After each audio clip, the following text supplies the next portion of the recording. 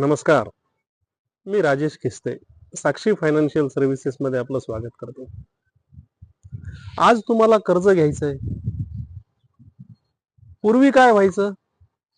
बँकेत जा, फॉर्म भरा, कागदपत्रांची फाईल द्या, पुन्हा बँकेत जा, पुन्हा एखादं पेपर द्या आणि मग कर्ज मंजुरीची वाट पहा. पण आज परिस्थिती पूर्ण बदलली आहे. आता कर्जाचा अर्ज मोबाईलवरून देखील करता येतो. कागदपत्र ऑनलाईन देता येतात. केवायसी डिजिटल होते आणि कर्ज प्रक्रियेतील अनेक टप्पे घर बसल्या पूर्ण होतात. म्हणजे कर्ज प्रक्रिया सोपी झाली. पण माझा आजचा प्रश्न आहे, कर्ज प्रक्रिया डिजिटल झाली, मग ग्राहकांनी आता कोणती पूर्वतयारी करावी आणि डिजिटल प्रक्रियेत कोणती काळजी घ्यावी? कारण कर्ज घेणं सोपं झालं, पण योग्य कर्ज घेणं अजूनही तितकंच महत्वाचं आहे. चला, आज याच विषयावर ते सविस्तर बोलूया. सर्वात आधी ठरवा, मला खरंच किती कर्ज घ्यायचंय. समजा एखाद्याला घर घ्यायचंय. त्याच्या मनात पहिला विचार असतो, बँक मला किती लाखाचं कर्ज देईल. पण माझ्या मते प्रश्न थोडा वेगळा असायला हवा. माझ्या उत्पन्नाच्या तुलनेत मी किती कर्ज सहज फेडू शकतो, हा प्रश्न स्वतःला विचारा. कारण बँकेनं आपल्याला मोठं कर्ज दिलं म्हणून ते सगळंच कर्ज घेणं काही आवश्यक नाही. आपलं उत्पन्न, सध्याचे EMI, घर खर्च, मुलांचं शिक्षण, भविष्यातल्या जबाबदाऱ्या आणि बचत यांचा विचार करा. कारण कर्जाची पात्रता जितकी महत्वाची आहे, तितकीच परतफेडीची क्षमता महत्वाची आहे. कागदपत्रांची डिजिटल फाईल आधीच तयार ठेवा. आज कर्ज प्रक्रिया डिजिटल आहे, म्हणून कागदपत्र ही डिजिटल स्वरूपात व्यवस्थित असणं आवश्यक आहे. उदाहरणार्थ, Aadhaar card, PAN card, bank statement, उत्पन्नाचे पुरावे, पगाराच्या स्लिप, व्यावसायिक असाल तर इन्कम टॅक्स रिटर्न्स, व्यवसायाशी संबंधित इतर कागदपत्र आणि गृहकर्ज असेल तर प्रॉपर्टीचे कागदपत्र.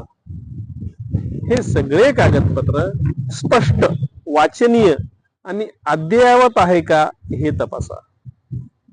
आणखी एक महत्वाची गोष्ट, तुमच्या आधार कार्डशी तुमचा मोबाईल नंबर लिंक केला का?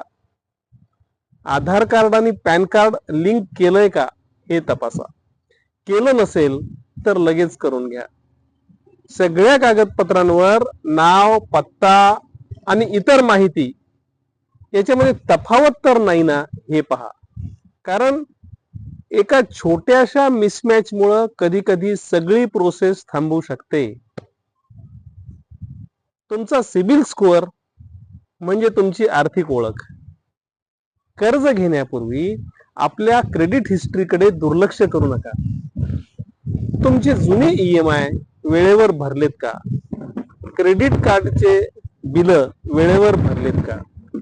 अगोदर एखादं कर्ज बंद केलं असेल तर त्याची योग्य नोंद केली का हे तपासा.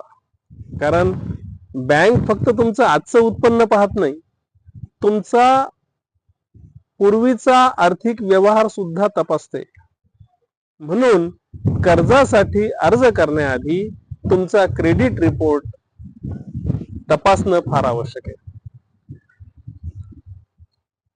कर्ज प्रक्रिया डिजिटल आहे, म्हणून OTP बाबत विशेष सावध राहा. ही गोष्ट मी अत्यंत गांभीर्याने सांगतो. आज कर्ज प्रक्रियेत आपण अनेक गोष्टी ऑनलाईन करतो, त्यामुळे ग्राहकांनी डिजिटल सुरक्षेकडे विशेष लक्ष दिलं पाहिजे. सगळ्यात कमी इंटरेस्ट रेट पाहून लगेच निर्णय घेऊ नका. त्यासोबत विचार करा, प्रोसेसिंग फी किती आहे, EMI किती येणार आहे, कर्जाचा कालावधी किती आहे, इतर शुल्क कोणते आहेत, प्रीपेमेंट किंवा फोरक्लोजरचे नियम काय आहेत. संपूर्ण कर्जाच्या अटी शर्ती समजून घ्या. मोबाईलवर आय ॲग्री हे करण्यापूर्वी 2 मिनिट थांबा. तुम्ही ज्या अटी स्वीकारत आहात त्या समजून घ्या. Loan amount, interest rate, EMI, term period, processing fee, prepayment charges हे सगळं चेक करा. काही समजत नसेल तर प्रश्न विचारा, कारण समजून घेतलेली सही सुरक्षित असते.